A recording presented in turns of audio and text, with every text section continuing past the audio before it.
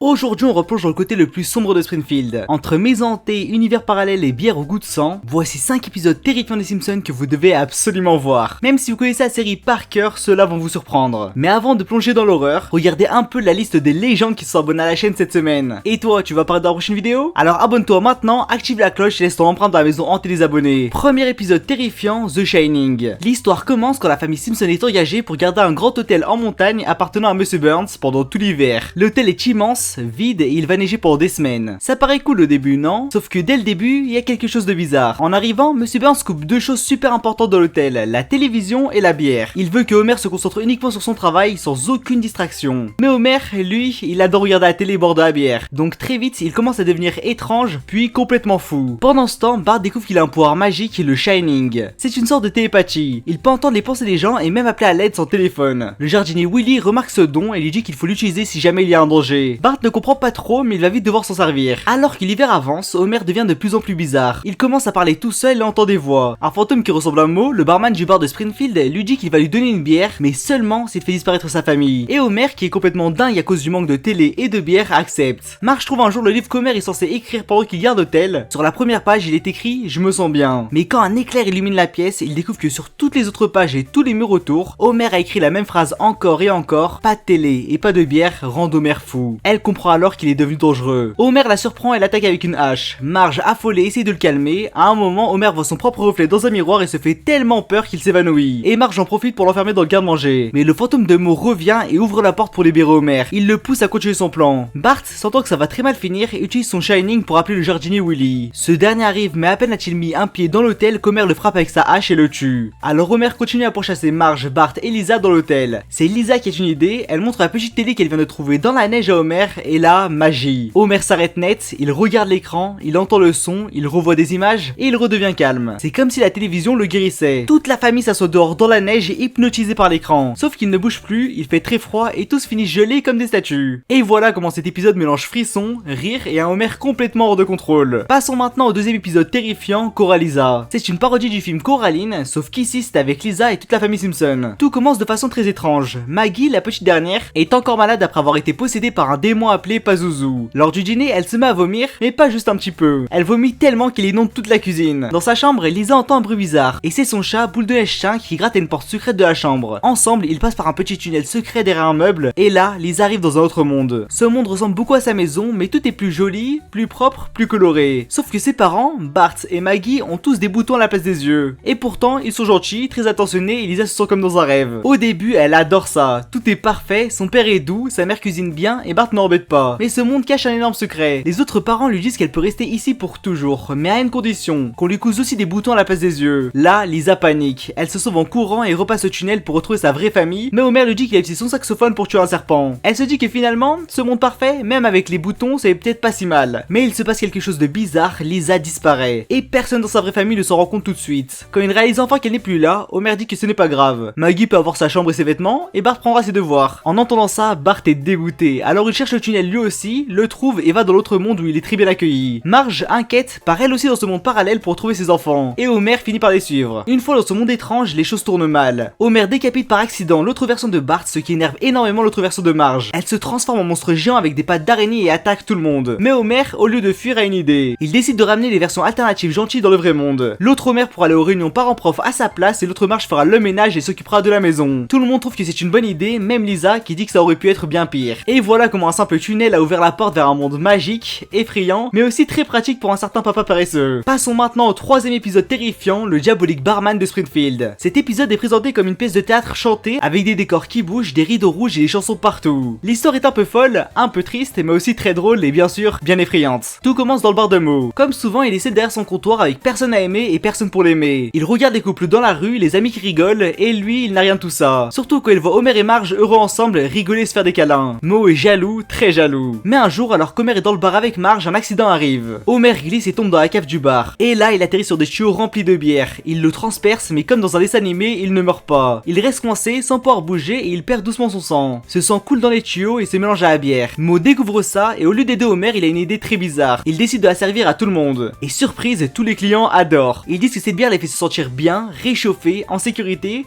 comme si c'était la meilleure boisson du monde. Mais ce n'est pas tout, Moe veut plus, il veut Marge. Il commence à lui faire des compliments poliment, il essaie de la séduire et pour y arriver il invente un gros mensonge. Il dit à Marge qu'Homer est parti, qu'il a quitté la maison et même qu'il est tombé amoureux d'un autre homme et qu'il ne veut plus jamais revenir. Marge est triste mais Mo est là pour la consoler. Petit à petit elle commence à lui faire confiance. Pendant ce temps, Homer toujours coincé dans la cave est de plus en plus faible. Mais il n'abandonne pas, il reste accroché à la vie et il attend le bon moment. Ce moment arrive enfin, Homer réussit à se relever malgré les tuyaux qui le traversent et il remonte dans le bar. Quand il voit Mo essayer d'embrasser Marge, il entre dans une rage folle. Il attrape Mo, ou plutôt un mannequin qui représente Mo sur scène et le jette à travers la pièce comme une poupée. Tout le monde est choqué. Marge comprend alors que Mo lui a menti depuis le début, elle court dans les bras d'Homer et ils se retrouvent enfin. L'épisode se termine comme une vraie pièce de théâtre avec une dernière chanson, le rideau se ferme, les acteurs saluent et tout redevient calme jusqu'au prochain cauchemar. Et maintenant place au 4ème épisode. Appuyez sur M pour meurtre ou Jess pour le menu principal. Cet épisode est en noir et blanc comme les très vieux films à suspense. Il rend hommage aux histoires mystérieuses et aux grands films d'Alfred Hitchcock où tout le monde a l'air suspect et où les choses tournent très mal très vite. Tout commence avec Lisa à l'école. Elle vient d'être punie par sa maîtresse, Madame Hoover, et envoyée en retenue car elle accusait un autre élève d'avoir eu de meilleures notes grâce à un professeur particulier. Lisa est furieuse, elle trouve ça injuste et elle veut se venger. Dans la salle de retenue, elle retrouve Bart.